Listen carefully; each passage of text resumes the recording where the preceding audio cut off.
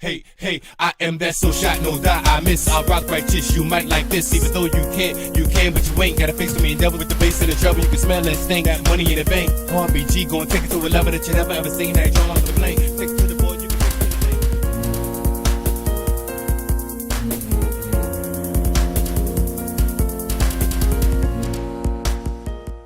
Now that you have a paycheck that you will be depositing on a regular basis, you may wish to open a checking account. What are the benefits of a checking account, and what are the disadvantages? Make me believe in you. Show me your love can be true. I'ma show you. Do anything you want to. First went to college, we set up an account at the credit union, and that's the one that's tied to my checking account, debit card. That's where I use my funds, or the money that I take for books, food, etc.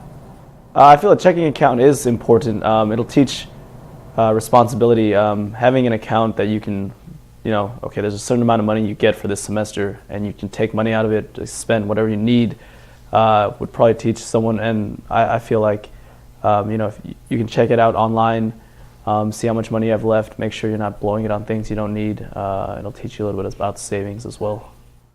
My first checking account I got, I think my senior year of high school when I started driving.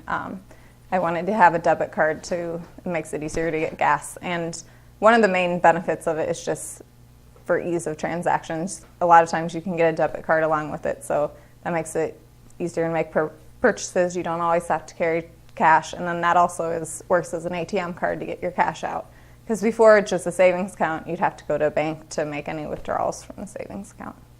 And do you have any? As far as setting up a checking account goes, the earlier you do it, the better. That way, instead of using credit, you can use debit, and that way if you only have $150 in your account, you won't be as tempted to charge anything because that's your real money that you'll be spending at that specific time. It's not something that's going to be deferred or delayed.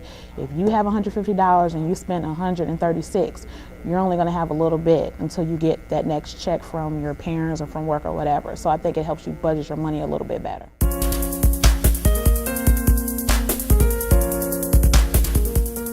For your checking, it's important to have that, and it's very important to keep money in there.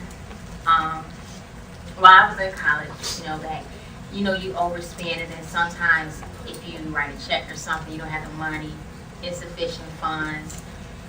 And you definitely don't want to do that because, especially now, because what they're doing now is reporting that across the board.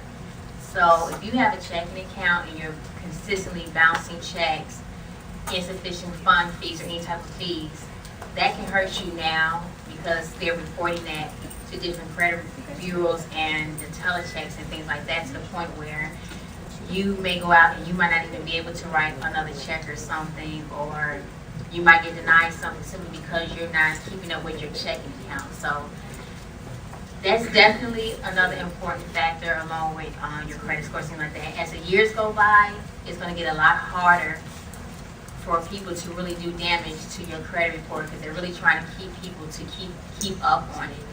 So you all are in high school now. By the time you all get in your last year in college, it will be worse, and you're really going to have to stick to your money management skills. So very important to keep a positive, meaning money in your checking account. Make me believe in you. Show me your love can be true. I'ma show you.